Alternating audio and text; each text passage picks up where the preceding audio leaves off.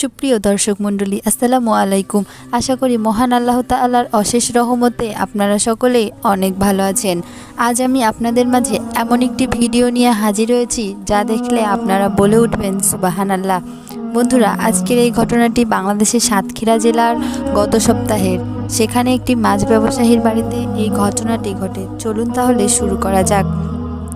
এই ব্যবসায়ী তার পুকুরে মাছ চাষ করত। তার পুকুরটি ছিল একেবারেই নতুন এবং নতুন পুকুরে জাল টেনে তোলার সময় সামনে আসে এই অলৌকিক ঘটনাটি।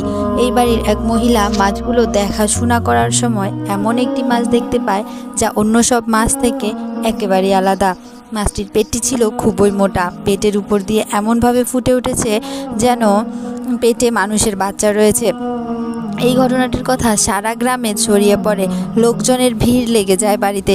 কেউ কেউ যদিও বলে এটি আসলে স্বাভাবিক ঘটনা, মাছের পেটে চর্বি ও ডিমের বৃদ্ধির কারণে এমন অবস্থা হয়েছে, কিন্তু তাদের কথা মানতে নারাজ গ্রামের বেশিরভাগ মানুষই। কেউ কেউ আবার মাছটি কেনার জন্য দাম দর করে থাকেন। এক পর্যায়ে মাছটির দাম উঠে যায় 60,000 টাকা।